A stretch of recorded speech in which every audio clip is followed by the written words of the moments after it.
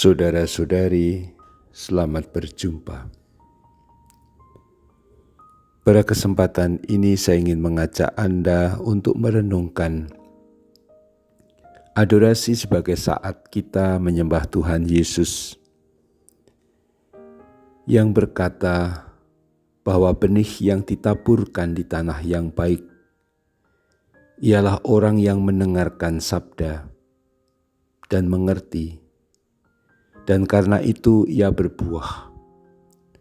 Ada yang 100, ada yang 60, dan ada yang 30 ganda. Sabda ini saya ambil dari teks Matius bab 13.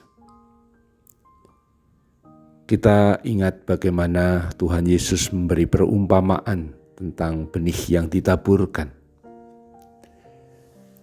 Ada yang jatuh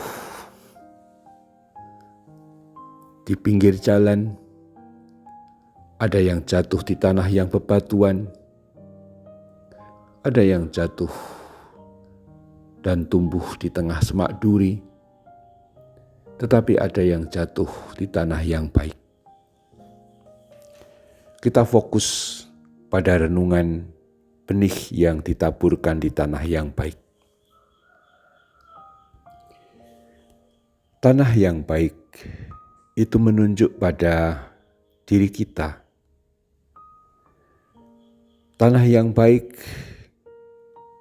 adalah diri kita yang menyambut benih sabda.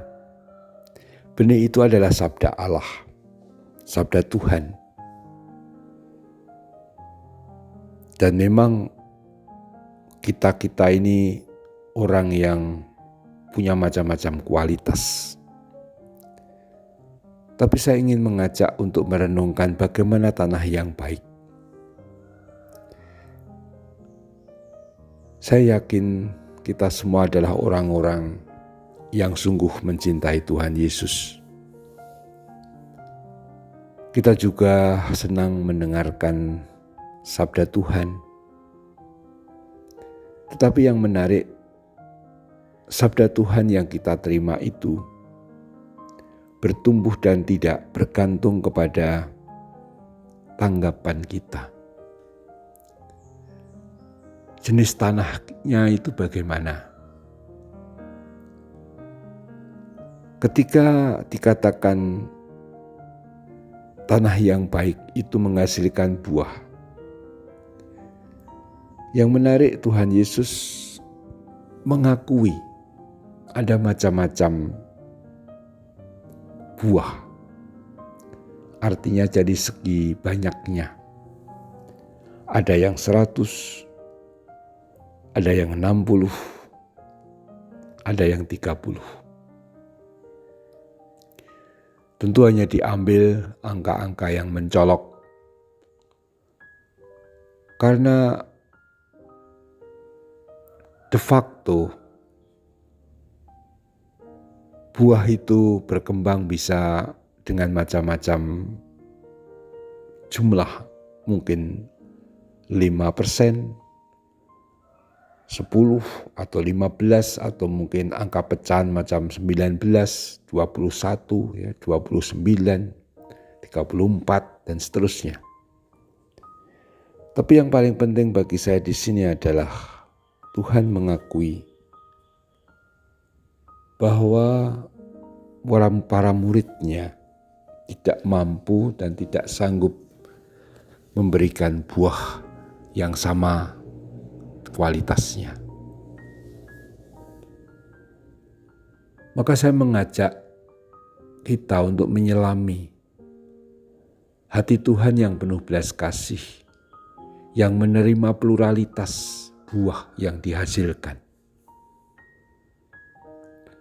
Ada pluralitas hasil dari setiap diri kita di hadapan Tuhan dalam pengembangan benih itu.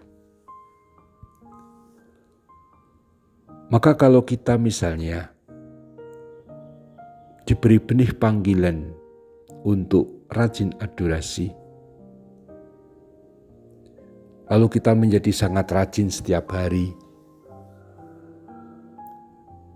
kita tidak usah merasa lebih baik dari saudara-saudari kita yang cuma adorasi seminggu sekali, bahkan merasa jauh lebih baik dari orang yang gak pernah adorasi.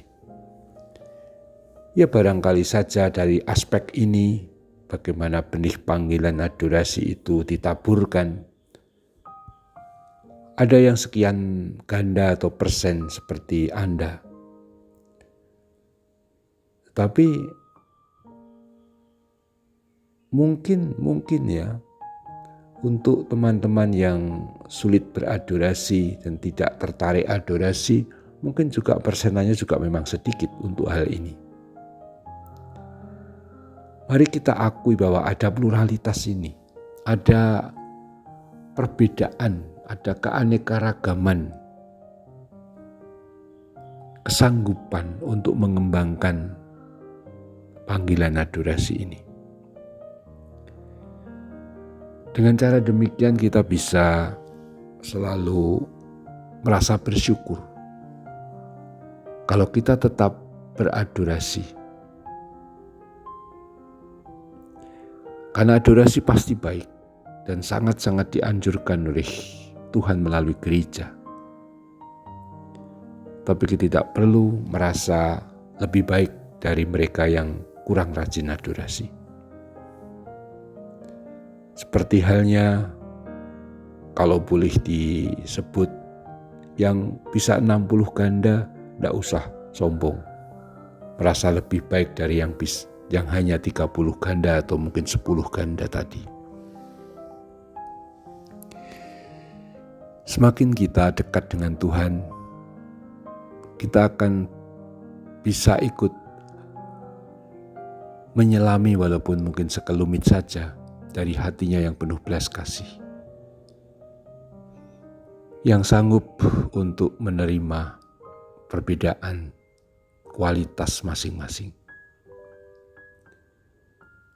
Tuhan sungguh mengendaki benih itu tumbuh, menjadi tunas, kemudian pohon dan berbuah, sebagaimana sabda Tuhan juga diharapkan tumbuh dalam diri kita dan menghasilkan buah-buah kebaikan.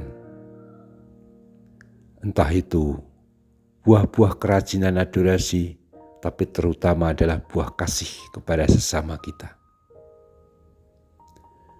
Marilah kita lanjutkan adorasi kita sambil berdoa untuk masa pandemi ini agar semakin bisa diatasi dan semua orang makin memuliakan Tuhan dalam karyanya yang agung. Terpujilah Tuhan kita Yesus Kristus untuk selama-lamanya. Amin.